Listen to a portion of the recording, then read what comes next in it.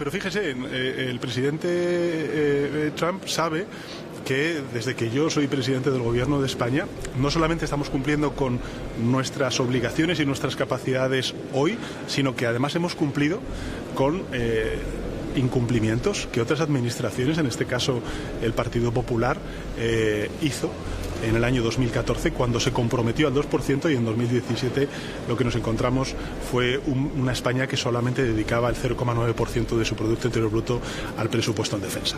Somos un país confiable, somos un país que cumplimos con nuestros compromisos. Es verdad que nosotros hemos llegado a un acuerdo con la OTAN en materia de capacidades, que realmente es lo importante. ¿Qué capacidades necesitamos para afrontar los desafíos comunes que tiene la Alianza Atlántica? Esa es nuestra filosofía, creo que también es la filosofía de la Alianza Atlántica y es en esos parámetros en los que hemos llegado al acuerdo en la última cumbre de la OTAN en La Haya.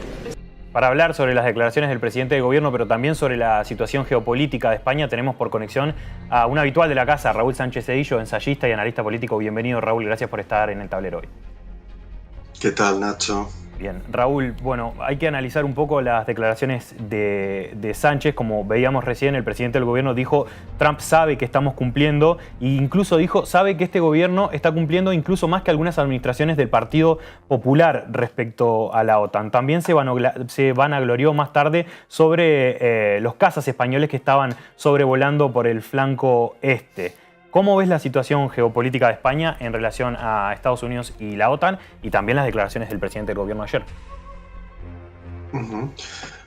Bueno, yo creo que las palabras muestran la realidad, es decir, que el Estado español y el gobierno español pues son plenos cumplidores, obedientes cumplidores de los compromisos de la Alianza Atlántica, dominada desde su fundación hasta hoy, por razones obvias, por Estados Unidos y en este caso por la presidencia Trump.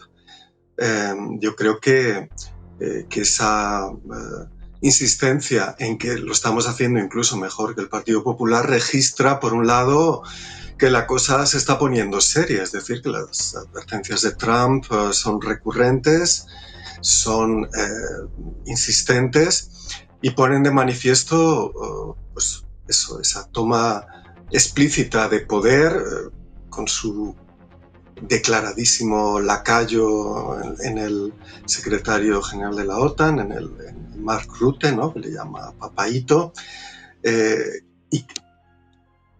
Raúl, ¿sabes qué? Y que la OTAN... Te habíamos perdido por un segundo, sí. Pero te escuchamos nuevamente ahora. Adelante. Sí, y que la OTAN pues es una organización ofensiva que está metida en guerras activas prácticamente en Ucrania y en guerras larvadas en un montón de sitios en los que, por otra parte, España tiene presencia, como ha remarcado Pedro Sánchez. Yo creo que lo que se pone en manifiesto es que esa actitud de bien queda, es decir, de un discurso para la galería progre, diciendo que nos hemos rebelado a Trump porque no aceptamos el 5%, y luego esa actitud de socio cumplidor y además servil con respecto a un dictador en todos los sentidos como es Donald Trump y además cómplice activo de genocidio, que ha impuesto un plan de paz, entre comillas, muy sarcásticas en Gaza y en el conjunto de Palestina, pues pone de manifiesto que ese doble juego pues tiene una fecha de caducidad que puede ser la del golpe en el espinazo, es decir, ya basta de jugar, ¿no? Y eso es algo que es cada vez más probable a medida que la situación se agrava, es decir, que de lo que estamos hablando desde que España participa en la compra de armas a Trump o a Estados Unidos para alimentar la carnicería ucraniana sin realmente, bajo ningún análisis serio, tener una capacidad de inclinar la balanza del campo de batalla. Es decir, que lo único de que estamos hablando es que Ucrania aguante mientras retrocede, obviamente con el precio de una devastación total de sus tropas, de la población civil y del conjunto del país, que luego será un botín para la reconstrucción. Ese es el plan en el mejor de los casos. En el peor de los casos, a medida, por ejemplo, que que se utilizan armas de largo alcance en Rusia, etcétera, etcétera, puede suponer un recrudecimiento de la guerra de la que, como ha declarado el presidente de España, no se podrá sustraer, ¿no? Es decir, ese doble juego debería romperse, deberíamos romperlo precisamente sacudiendo las conciencias, si eso es posible, de esa base social progre en los medios de comunicación, en el malmenorismo social que piensa que es muy listo Sánchez y que está pues cumpliendo con todo sin realmente comprometer, por ejemplo, el gasto social o incluso una cultura de paz en la que el Estado español no participe en genocidios ni participe con sus tropas en guerras de agresión o en guerras de exterminio, que es en los que se convierte toda guerra moderna, ¿no?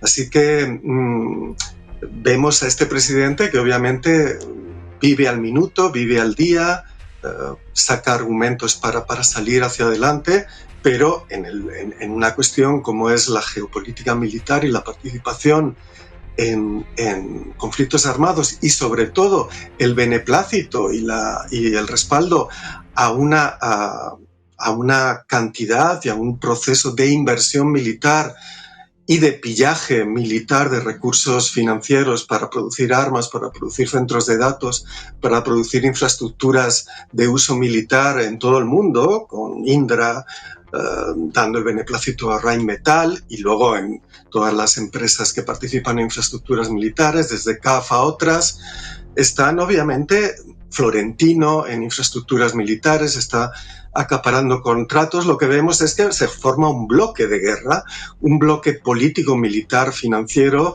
con el que luego no se bromea. Tú no puedes decir que nos echamos para atrás. En ese sentido, lo terrible es que con ese doble discurso y con esa esencial mentira sobre las consecuencias de lo que está pasando, Pedro Sánchez nos está metiendo en la boca del lobo, nos está metiendo en una dinámica irreversible de la que luego será infinitamente más difícil salir que ahora, porque obviamente tú no puedes romper pactos de guerra, los pagas muy caro en todos los sentidos, financieros, geopolíticos, militares y de seguridad, ¿no? Por lo tanto, es un paso más en esa dirección. Y se vuelve más urgente precisamente denunciarlo y pedir una detención y una salida de esta dinámica. Seguiremos contactando contigo, no solamente por conexión, sino también a lo largo de la semana en la mesa del tablero para que nos puedas brindar tu análisis respecto a este y muchas otras cuestiones. Gracias por haber estado esta mañana con nosotros. Un abrazo. Gracias a vosotras. Chao.